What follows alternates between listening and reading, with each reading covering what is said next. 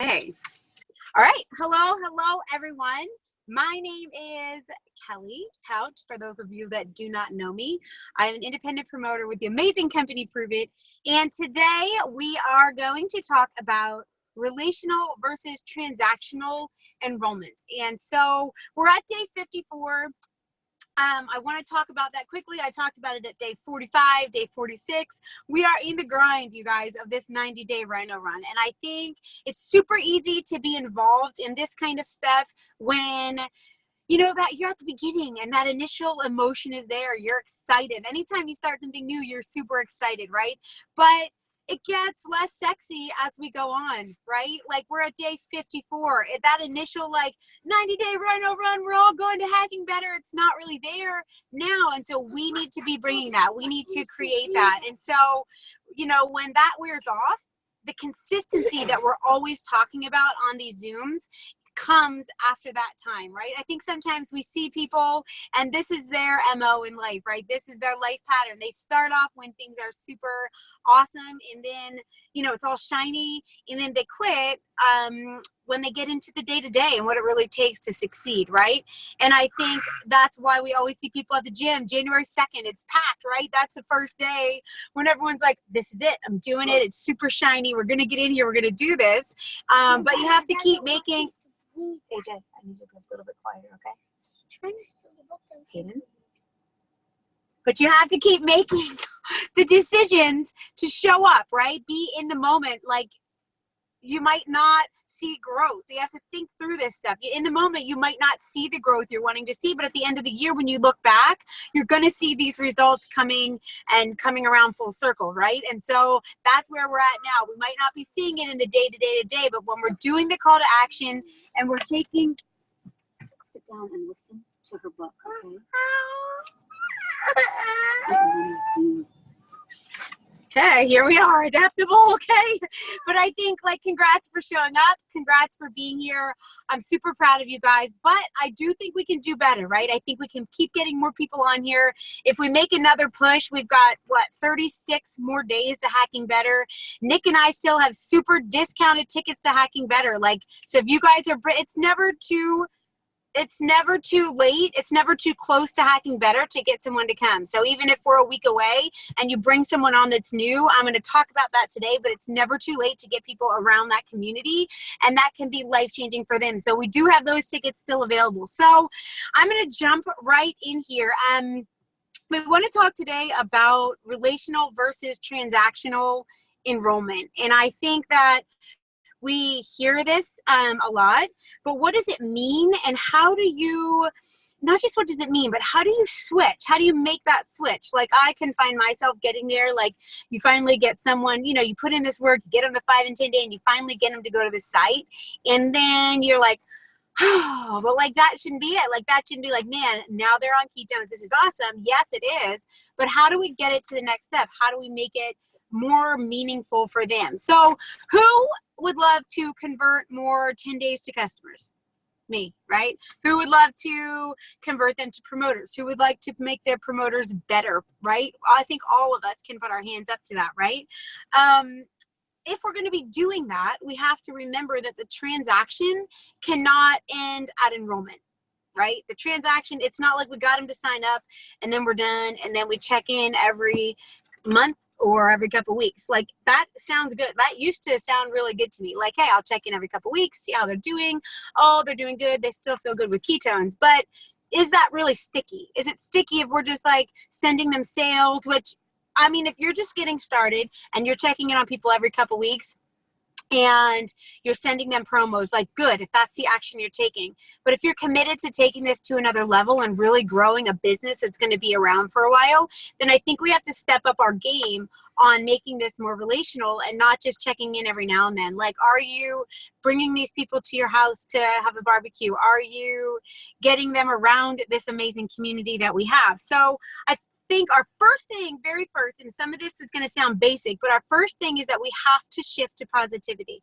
I think you attract what you focus on, And if you're putting all negative in your mind, like if you're watching tons of news, if you are finding yourself caught up in gossip all the time, if the music you're putting in your brain, I'm not saying don't listen to music. I'm not saying don't watch things here and there if you want to reward yourself. But if you're stepping up and saying, I want to make a difference in this world, I want to make a difference in this community, I want to change people's lives, we've got to be changing what we're putting in here, because it changes our focus. And I think it took me a long time in my business to really recognize that, you know, what they meant by these little 1-degree shifts. You know, so it seems like, oh, if I watch a TV show, like that's not going to affect who I'm attracting. Like that, I couldn't make that connection. But it's the shifts that you're making in your brain. If I'm not watching this negative TV program, and instead I'm putting in audiobooks, and then I'm thinking about that, my focus is on that, and then I'm attracting that into my business, because where your focus goes, your energy flows, right? So then I'm putting positive out, and that's what's coming back to me. You see that shift, that little tiny shift is huge, right? And so let's make that shift. The second thing, are you looking at enrollment as the last step or the beginning? I just talked about that. Third, are you selling a product, or are you creating a community? Right? How it all sounds good. And I think sometimes we say these things and we're like, yeah, that makes total sense. Like I've said before, I can be on a Zoom with Brian, James, like we're coaching, and I'm like, this makes so much sense. And then I get off and I'm like, wow, how do I even begin to apply that? Right? And so I think it sounds good, but how you think about it matters, and these small shifts matter. So when you're trying to get somebody a 5 and a 10 day, instead of thinking like, man, how can I get them on Smart Shift? It should be like, how can I create a community around this person? How can I make them feel, yes, the amazing benefits of ketones, but how can I make them feel loved, right? How can I bring them into what I've experienced? And sometimes I think instead of thinking of it as this huge thing, like I was telling Nick a couple weeks ago, sometimes the more and more I grow myself and work on myself, it feels like you can be creating this gap. So the new person, I'm like, how am I ever going to get them to have all the same awarenesses that I had to grow to where I feel like I've grown in 3 years? But they're not on my journey. All I need to do is introduce them to that stuff and raise their awarenesses and bring them around the people, like the people who here on this, the people in this community have changed your life. Like, yes, 100%, right? So that you just need to bring that stuff around them and let them have their own awarenesses, right? So a pro tip, if you guys do not know this, we know ketones change lives, right? The community does too. The power of we is so much bigger than the power of me. And I think when I feel like I'm struggling to get things done in the business, it's because I can have a tendency to like go, you know, Nick is a natural extrovert, and when I get around people, I am too, but I have a tendency to sort of go back into my own shell, or go, you know, it's easy to do that. You have kids, you have schedules, you have everything else, but when I get around people, it reminds me of the power of what we have in each other. And when new people are getting around that, you guys, like how many, you guys everyone went to the Playbook Philly event, right? How I could feel that power, and I was at the beach. Like when I saw the pictures of our team showing up and contributing, I have goosebumps right now. And I saw pictures, you guys, pictures. And I was like, our team contributed to that event. Our team showed up. Our team was huge at that event. And the people, what you guys gave there, the leadership there was like, your team made this a better event. Like the people who came from your organization showed up and made it better for their teams. Like you feel how that all comes together, right? It's huge.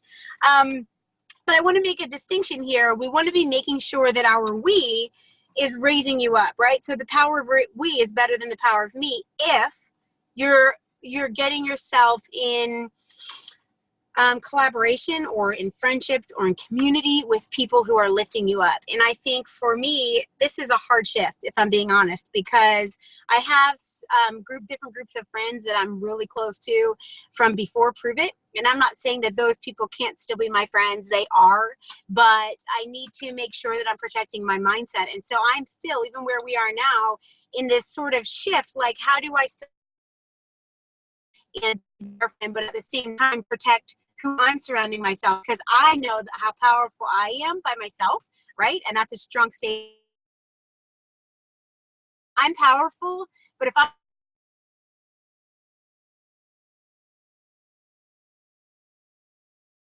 surrounding yourself like with a time I go to an event, think about if you guys showed like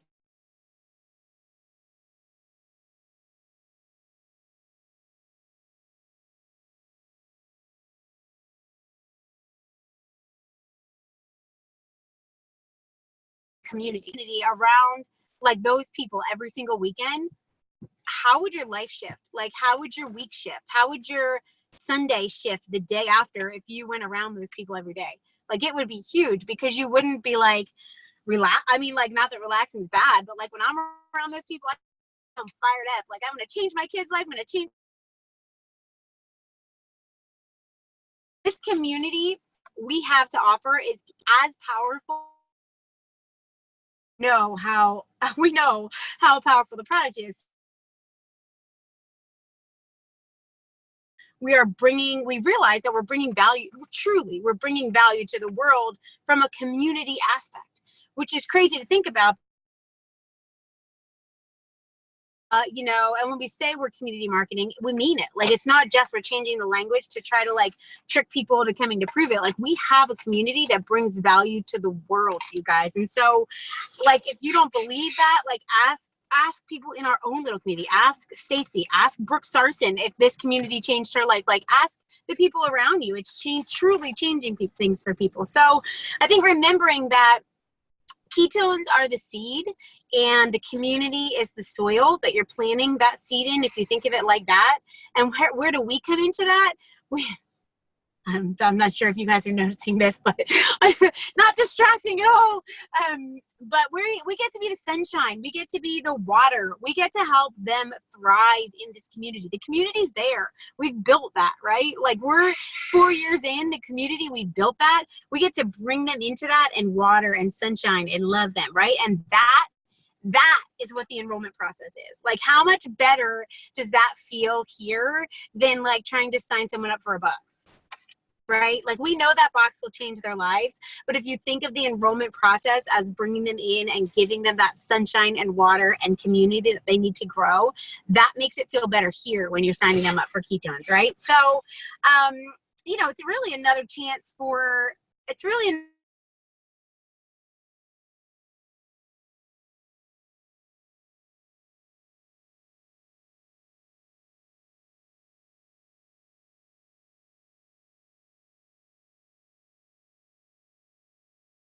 like we say, but if you actually think about it, like, that's incredible, right? Okay, so ketones are the best product on the market.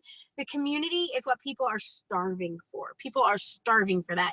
The ketones are tangible for their struggles, but the community is the heart. It's the love that they're missing. You're doing, I honestly feel, and I am a product of this, like when Nick had to beg me, like drag me to this community physically and like not, you know, like I was not in it at all.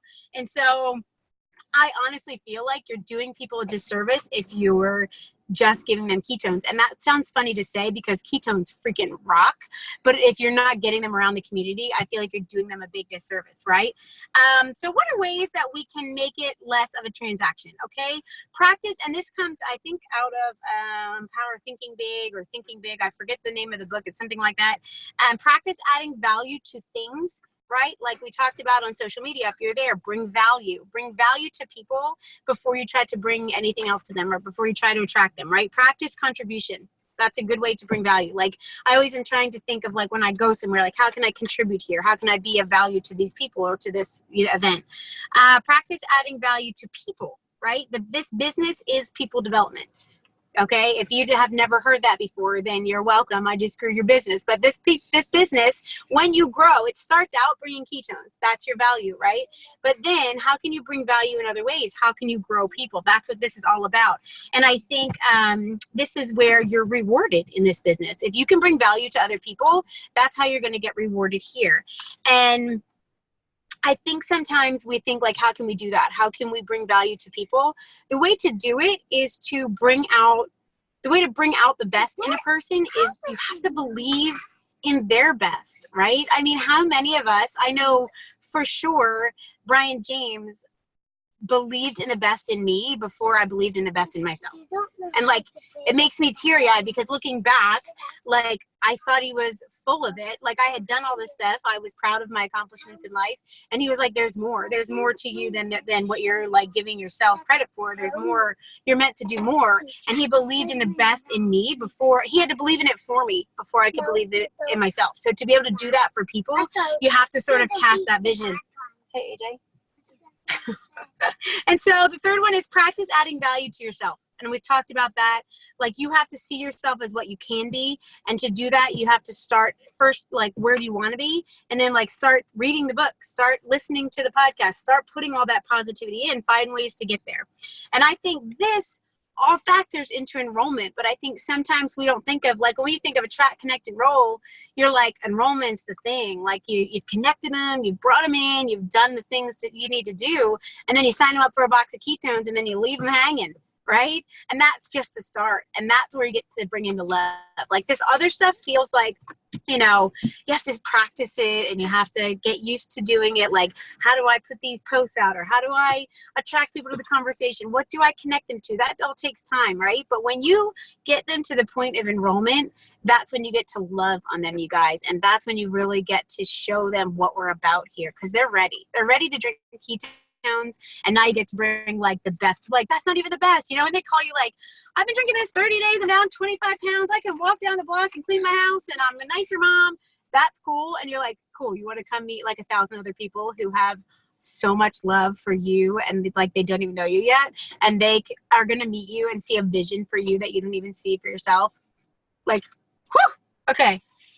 So we're going to go 5 to 10 days, customers, promoters, better promoters. Like, you see how this all factors in, right? So I want to remind you, like, you don't have to do this the way Nick and I did. You don't have to do this the way anybody on here did. Be creative, but you can't be creative out of a negative space. You've got to get yourself positive. That's why I said that number one, you've got to get positive. And once you get positive, you've got to protect it. You've got to protect it. I think sometimes, you know, when we went out a few months ago, Kara and I were laughing because I was like, you need to, like, unfriend them. If that's causing you a negative space all the time, then you need to unfriend that person. And she was like, that's kind of harsh. And I feel like, yeah, it was. Like, when I first started doing that, or when I started talking to people less because they were negative, I felt bad. But you can't feel bad about protecting what you're trying to do. You can't feel bad for protecting where you're trying to go. You can't feel bad for being positive and bringing positivity to other people. And if you need to, like, shut things down in your life to be able to do that, that is okay. That is okay. And you can reach out to us and we will talk you through that. If you need to cry through that, if you need to do whatever, it is not easy, but shut it down. I promise. Like, Missy Sipe has gotten so good at this, and I'm so proud of her. Like, we always laugh, like, a year ago, she's like, man, a year ago I would have tanked. Or like, I would have wrote this message back or this or that. But it's like, now we're growing because we're putting good things in. Okay. So, here's some things I want you to ask yourself. I have a whole list, maybe 4, 5, 6, 7, 8. Like, you can write these down or you can go back through and listen to the replay. But are you feeding into gossip? Here's some things, just like a little self-assessment here. Are you feeding into gossip? How are you showing up daily? Right? Are you, and this is an assessment I have to do too, because with fall schedules coming back in, I can easily go one to one thing, and then it's 10 o'clock at night before I've even done anything. And I haven't showed up. I've showed up for my kids' activities, but how have I showed up in other people's lives? How can you add value? Are you consistent?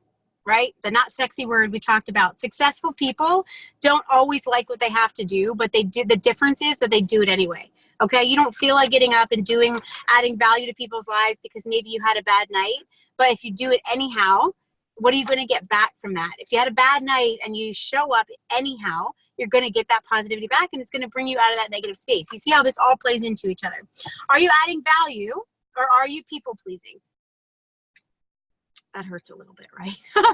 Like, I think sometimes it's easy to say, like, yes, be a yes man. And you think these are actually opposites. Like, you think by being kind to everyone, and I'm not saying you shouldn't be kind. Oh my gosh, of course, love on people, right? But there's a way to do this and also bring value without being a yes man, right? You think you're making it about them when you're pleasing them, or you're being a people pleaser, but you aren't doing them a favor. And that's a realization as a leader that you need to come to. Like, you're bringing value when you can be honest with someone to make them a better person. right? Okay, so are you aware of people's needs?